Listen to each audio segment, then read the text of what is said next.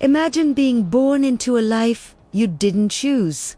A life where your destiny was sealed by a single, terrifying decision made by your father. This is the story of Franz Schmidt, a man whose name is etched in history not for his crimes, but for the strange and heartbreaking way he served justice. Our story begins in 1555 in the bustling city of Nuremberg, part of the Holy Roman Empire. This was a time of great art, invention, and commerce. But beneath the surface of this vibrant society lay a darker, more brutal reality. And into this world, Franz Schmidt was born. From his very first breath, his future was already decided. He was destined to become an executioner. But why?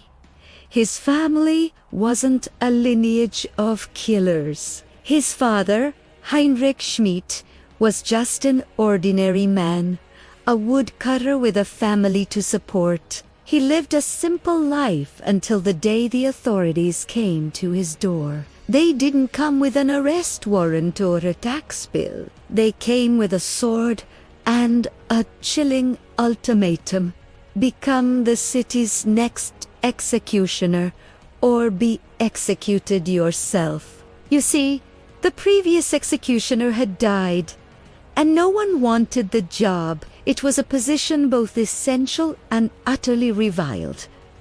The authorities, desperate, cornered Heinrich, faced with an impossible choice: a life of shame or die. Heinrich took the sword. With that one forced decision, he saved his own life, but cursed his entire family for generations. In the 16th century Germany, the role of an executioner was a paradox. You were a servant of the state, responsible for carrying out its ultimate punishment, yet you were treated as less than human. Executioners and their families were social outcasts. They were barred from joining guilds, which meant no other career was possible. They were shunned at church and couldn't sit with the regular congregation. Their children were forbidden from marrying anyone outside of other executioner families, creating isolated, despised dynasties. They lived on the fringes of society, a constant, grim reminder of the state's power. This was the world Franz Schmidt grew up in. He wasn't raised playing with other children in the town square. His playground was the shadow of the gallows. He watched his father, Heinrich, not with the pride a son usually has, but with a mixture of fear and reluctant admiration. He saw that his father didn't wield the executioner's sword with cruelty or malice. Heinrich was a professional. He was precise. He treated each execution as a solemn duty, not a spectacle. Before every grim task, he would pray, and afterward, he would meticulously record the event in a diary, a private ledger of state-sanctioned death. As Heinrich grew older, his hands began to tremble. The heavy sword became too much for him to bear. The time had come to pass the duty on. The sword was offered to Franz, but Franz wanted no part of it. This was not the life he envisioned. He had seen the scorn in people's eyes, felt the sting of being an outcast. He went before the city officials and begged them, pleaded with them, to release him from this inherited curse. "Let me be a craftsman, a merchant, anything else," he implored. Their answer was a cold, resounding no. The law was the law. The son of an executioner must become an executioner. Trapped by birthright, Franz reluctantly accepted his fate. He became the very thing he dreaded, most amon tasked with taking lives, a killer who feared killing. And yet, it was at this lowest point that something truly extraordinary began to happen. Franz decided that if he was forced to perform this horrific duty, he would do it with a level of humanity that the role had never seen before. He resolved not to become the monster society expected him to be. Instead of succumbing to bitterness or cruelty, he chose compassion. He began to treat the condemned prisoners with a dignity that no one else would afford them. He would speak with them in their final moments, offering what little comfort he could. He understood that these were human beings, filled with fear and regret, not just names on a death warrant. This compassion extendeth to his craft. Franz dedicated himself to becoming the most skilled executioner in all of Germany. This wasn't for glory or pride. It was for mercy. He trained relentlessly, practicing on animals and cadavers to perfect his technique. His goal was simple: to make death as swift and painless as humanly possible. A botched execution was a public horror, extending the victim's suffering.